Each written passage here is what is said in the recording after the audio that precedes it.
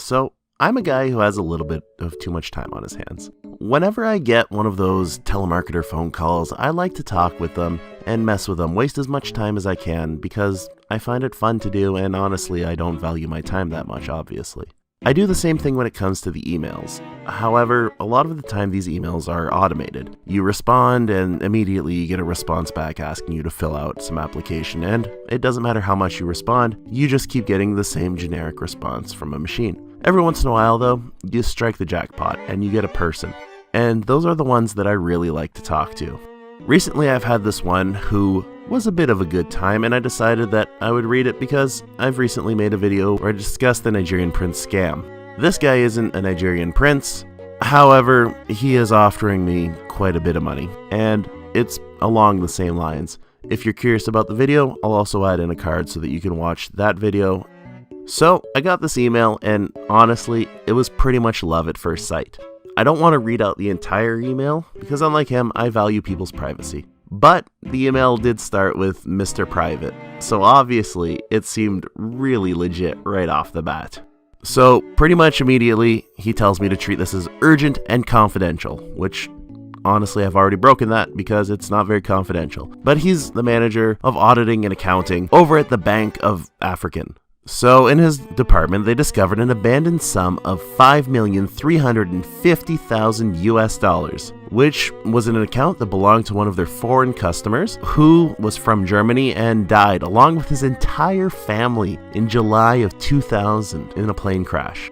Now, they got this information about his death, and they've been expecting next of kin to show up so that they can claim the money, because they can't release the money until a body shows up and claims it's the next of kin or has some kind of relation to the deceased, which is apparently indicated in their banking guidelines and laws. But unfortunately, they learn that all of his supposed next of kin died alongside with him on the plane crash, which is absolutely crazy that this guy was in a plane crash with his entire family, all of his next of kin, and anybody who could claim his inheritance. But, I mean, it's just lucky for me because I'm gonna get the money now, obviously. So, upon making this discovery, he's decided to make a bit of a shady business proposition with me. And he's gonna release the money to me as the next of kin, because nobody's coming for it, and he doesn't want the money to go into the bank as an unclaimed bill. Basically, what he wants me to do is agree to getting 30% of the money, 10% will be set aside, and he'll get 60%, I guess, as a finder's fee. And afterwards, I guess he's gonna come visit my country and we'll hang out. I'm not honestly too sure why he has to visit my country. But basically what I have to do is I have to apply to the bank first and then claim to be the next of kin, and they'll get that money sent over to me.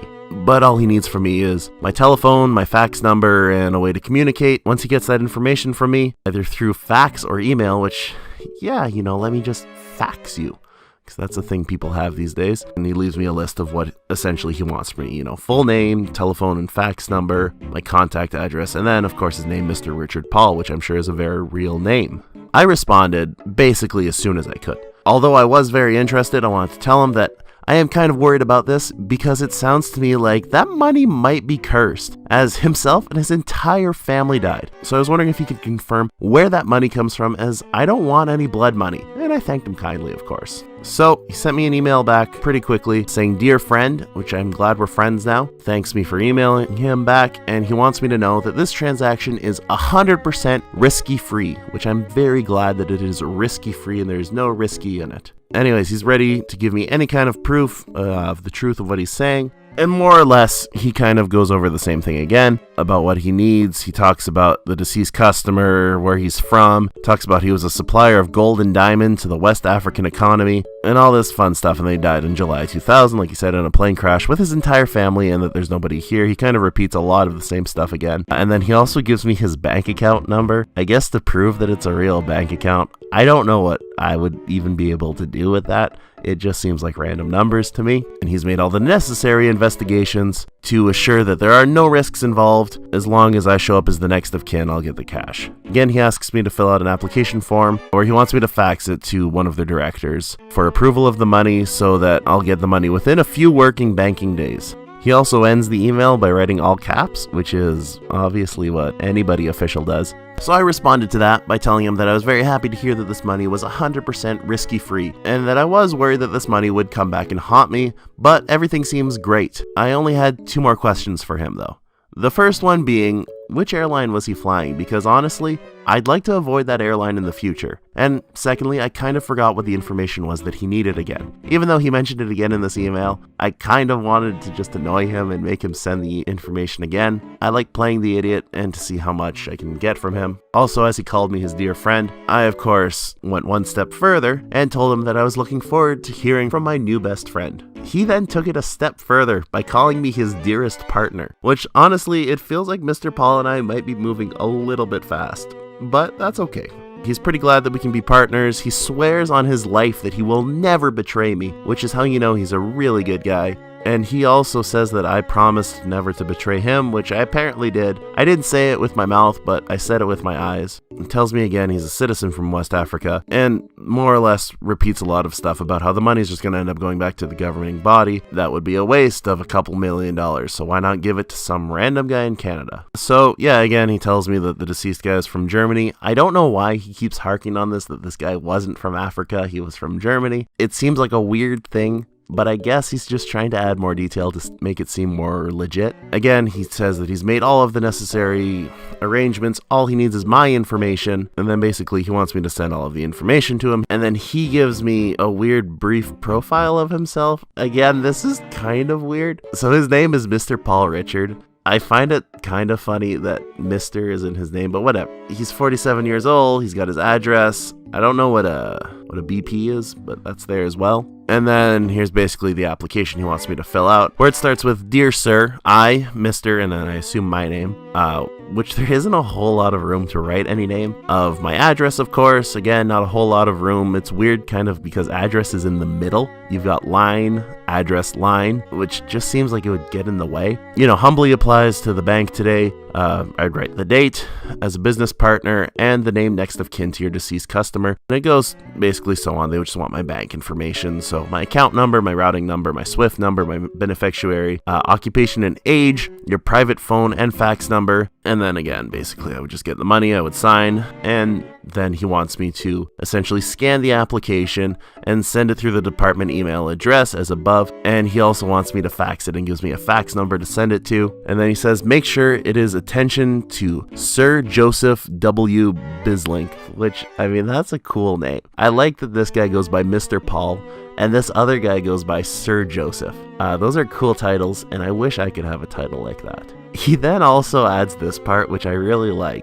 The Almighty God will forever bless you more abundantly, which is just such a weird thing to say. Like, it's not like I'm doing some great favor to him. I mean, I get in the scenario he's getting a couple $1 million through doing this. It just seems really weird that God is going to bless me. I don't know. It's just weird. And so as soon as he gets it, he's going to get back to me immediately. And yeah, so seems like things are going well. He's getting excited. I'm getting excited because I'm going to become a millionaire. So I send him this email. I tell him that it's great to hear from him again, and I'm very excited to become a millionaire. There is one little thing though. This is the 21st century, and in order to find someone with a fax machine, I would have to go back to the 90s at least. So, in order to make a solution for this, I tell him that seeing that we're splitting the money, why doesn't he just send me enough to buy a fax machine? And then we can deduct that from the cut of my inheritance and he'll get it back, which to me seems pretty reasonable. I tell him that I'm looking forward to hearing from him and I'm looking forward to getting my new fax machine so that I can send him the info. I find this fun. I always like kind of turning the tables and then asking them for money,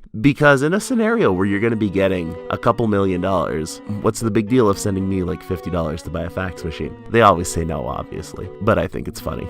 So he sends me another email. He says that I can send the application via email and I can forget about sending it through fax machine. So that's great, I guess. And then he says, how do you expect me to send you the money when we have enough in the bank to claim very soon? Send the application form to me first before to bank to check if it's okay or not. It seems like a bunch of word soup. I don't totally understand what he's saying, but that's fun. And then he basically just sends me all the emails we've been having up until now. I respond to him, of course, as soon as I could at 6 a.m.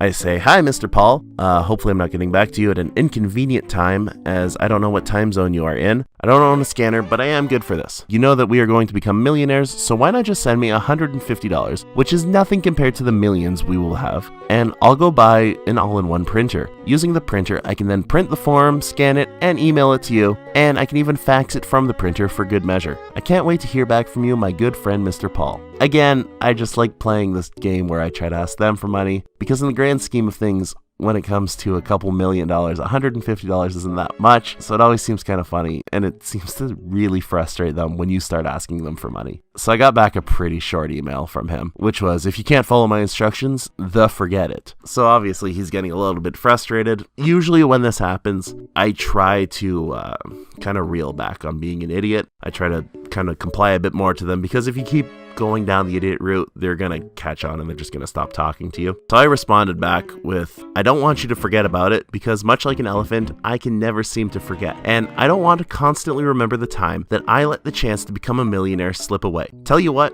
I'll go to a Staples tonight, right after work, and I'll get them to help me print the info and scan it for you. Please stand by.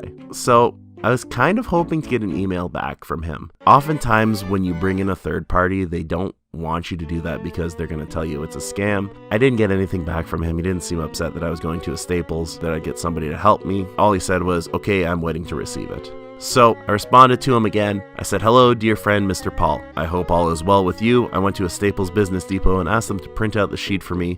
They did so for a small charge, and to my horror, there was hardly enough room on the application to put my name and address. So I asked him if I could get an updated version with ample room for my information. And I add in parentheses that I'm going to need a bit more than average because my pen ran out of ink and all I have is a very large Sharpie. Also, when the transaction is over, I will be deducing 15 cents from him to cover the cost of the print that I got. And of course, I'm always excited for his answer. So after this, he responded to me with an attachment and basically just a simple message saying the application.